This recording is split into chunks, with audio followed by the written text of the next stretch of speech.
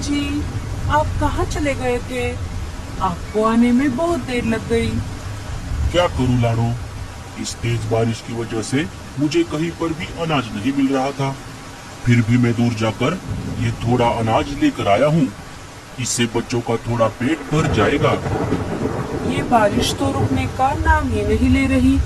पिछले 4 दिनों से हमारे जंगल में लगातार तेज बारिश हो रही है। मैंने पूरा घर छान मारा, लेकिन घर में अभी थोड़ा भी अनाज नहीं है। अभी के लिए बच्चों को ये अनाज खाने दो। जब बारिश थोड़ी कम हो जाएगी तब मैं फिर से बाहर जाकर अनाज की खोज करूंगा। बल्लू जो अनाज लेकर आया था, बच्चे उस अनाज को खाने लगे। थोड़ी ही देर में सारा अनाज खत्म हो गया। मम्मी, मुझे और अनाज चाहिए। मुझे बहुत भूख लगी है।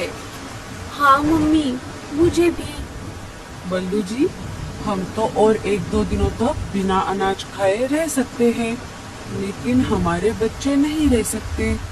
मैं एक काम करती हूँ, अभी बाहर जाकर कहीं से अनाज ढूंढ कर लेकर आती हूँ। नहीं लाडो, अभी बाहर बहुत तेज बारिश चल रही है। तुम्हें उड़ने में परेशानी होगी, क्योंकि तुम्हारे पंख छोटे हैं और तुम्हारा बच्चों के साथ रहना बहुत जरूरी है। इसीलिए मैं ही वापस जाता हूँ। ठीक है बल्लू जी, लेकिन आप ज्यादा दूर मत जाना और घर वापस जल्दी आ जाना। मुझे और बच्चों को अकेले घर में डर लगता है। और हाँ, इस तेज बारिश में शिकारी पंछी शिकार की तलाश में घूमते रहते हैं, इसीलिए आप सतर्क रहना। हाँ लाडो, मैं मेरा ध्यान रखूंगा। चलो, अब मैं चलता हूँ। बल्लू अपने घर से निकल पड़ता है। हे ऊपर वाले, मेरे पति की रक्षा करना। मम्मी, मुझे बहुत डर लग रहा है। डरो मत बेटा, मैं हूँ ना तुम्हारे पास। मम्मी, मुझे बहुत भूख लगी है। लाडो ने घर में फिर से तलाश की, तभी उसे एक डिब्बे में थोड़ा सा अनाज मिल गया। ये लो बच्चों, मुझे डिब्बे में थोड़ा अनाज मिला है। पापा के आने तक आप इसे खा लो। बच्चे अनाज खाने लगे। मम्मी, आप नहीं खाओगी? आप भी हमारे साथ थोड़ा खाओ ना। नहीं बेटा, आप खा लो, मैं पापा के वापस आने के बाद खा लूंगी। बारिश और तूफान इतना तेज था कि उसमें लाडो का घोंसला जोर जोर से हिल रहा था। लेकिन लाडो इस हालात में अपने बच्चों के पास रहने के अलावा और कुछ भी नहीं कर पाई। इस बारिश से बचने के लिए मैं शिकार की तलाश में लगातार 2 दिनों से आसमान के ऊपर उड़ रहा हूँ, लेकिन अभी तक मुझे एक भी शिकार नहीं दिखा। अब मैं बहुत बोर हो गया हूँ। मुझे बहुत जोरों की भूख लगी है।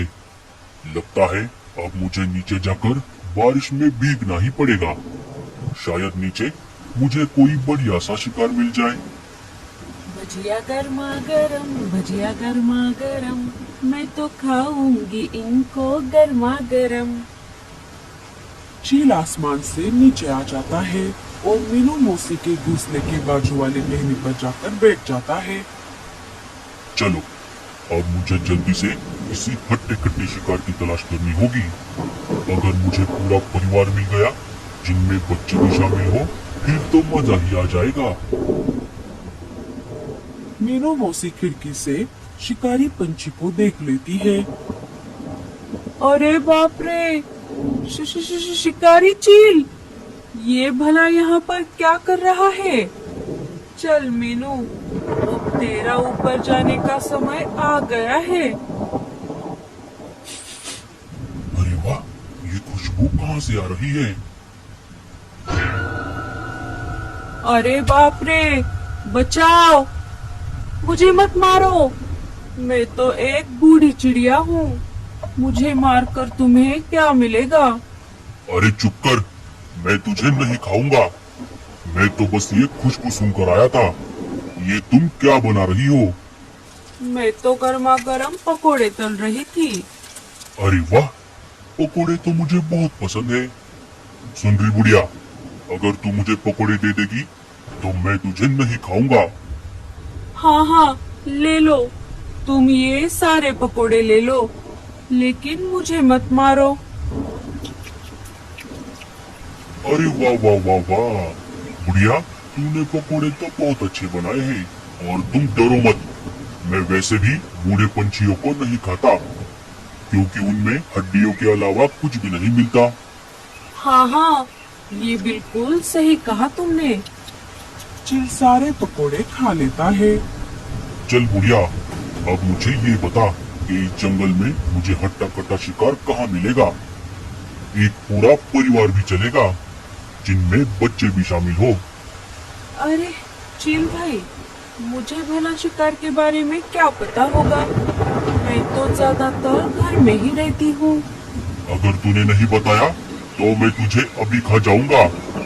अरे नहीं नहीं चिल भाई, मैं तो मजाक कर रही थी। आप एक काम करो, यहाँ से सीधा आगे जाते ही आपको एक आम का पेड़ दिखेगा। वहाँ पर 2 घोंसले हैं, एक है कालू कौवे का और एक है रानो चिड़िया का। रानो अपने घोंसले में अकेली रहती है। आप उन दोनों घोंसलों में से किसी को भी खा सकते हो। छे, मैं कौवे का शिकार नहीं करता और उस अकेली चिड़िया को खाकर मेरा पेट नहीं भरेगा। तुम कोई ऐसा घोंसला बताओ जिनमें छोटे छोटे बच्चे भी हो, और जल्दी करो, मुझे बहुत भूख लगी है। अरे बाप रे, अब मैं क्या करूं? अगर मैंने इसे नहीं बताया तो ये मुझे अभी खा जाएगा। अरे क्या हुआ, तुम कहाँ खो गई? चील भाई, आप एक काम करो, यहाँ से सीधा आगे जाकर आपको थोड़ी दूरी पर एक नदी मिलेगी। नदी को पार करते ही आपको वहाँ पर एक बरगद का पेड़ मिलेगा। उस पेड़ पर एक लाडो नाम की चिड़िया का घोंसला है। वो अपने पति और अपने 5 बच्चों के साथ वहाँ पर रहती है। उन्हें खाकर आपका पेट जरूर भर जाएगा चील भाई। हाँ, ये हुई ना बात। चलो, आज का बंदोबस्त तो हो गया। अब मैं चलता हूँ। तुमने मुझे पकौड़े खिलाए, इसके लिए तुम्हारा बहुत बहुत शुक्रिया। चील वहाँ से चला जाता है। अरे बाप रे, अब क्या होगा? मैंने तो उस चील को गलत पता दे दिया। लाड़ो का घोंसला तो दूसरी तरफ है। अगर वो वापस यहाँ पर आ गया तो वो मुझे नहीं छोड़ेगा। अब मुझे कैसे भी करके लाड़ो को ये बात बतानी होगी। मीनू मौसी वहाँ से लाड़ो के घर के तरफ निकल पड़ती है। इधर तेज तूफान और बारिश की वजह से लाड़ो का आधा घोंसला टूट जाता है और बारिश का पानी घोंसले के अंदर आने लगता है। अरे बाप रे, ये क्या हो गया? अब बारिश का पानी घोंसले के अंदर आ रहा है। अगर हम ऐसे ही भीगते रहे तो हम सब बीमार पड़ जाएंगे। मुझे बच्चों को लेकर घोंसले के बाहर जाना होगा। चलो बच्चों, हमें ये घोंसला छोड़ना होगा। लाड़ो और बच्चे घोंसले के बाहर आ जाते हैं। अरे मम्मी, वो देखो, लगता है ये घोंसला नीचे गिरने वाला है। बच्चे के ऐसा कहते ही घोंसला धड़ाम से नीचे गिर जाता है। अच्छा हुआ मम्मी, हम सब समय रहते बाहर आ गए, नहीं तो हम भी घोंसले के साथ साथ नीचे गिर जाते। मम्मी, अब हम इस तेज तूफान और बारिश में कहाँ जाएंगे? बच्चों, आप सब मेरे पीछे पीछे आ जाओ। मुझे हमें रहने के लिए एक अच्छी और सुरक्षित जगह पता है। वो घोंसला एक पेड़ के तने में बना हुआ है। वहाँ पर शिकारी पंछी भी नहीं आ सकते। बच्चे और लाड़ो वहाँ से निकल पड़ते हैं। उनके जाते ही मीनू मौसी वहाँ पर आ जाती है। अरे बाप रे, ये सब क्या हो गया? मैंने तो चील को गलत पता बताया था। लगता है चील ने उन्हें ढूंढ लिया और पकड़कर यहाँ से ले गया। ये सब मेरी वजह से हुआ है।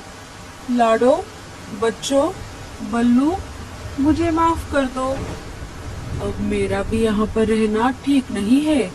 मैं मेरे पुराने घोंसले की तरफ भी नहीं जा सकती। अब मुझे भी कोई दूसरी जगह ढूंढनी होगी। मीनू मौसी भी वहाँ से चली जाती है।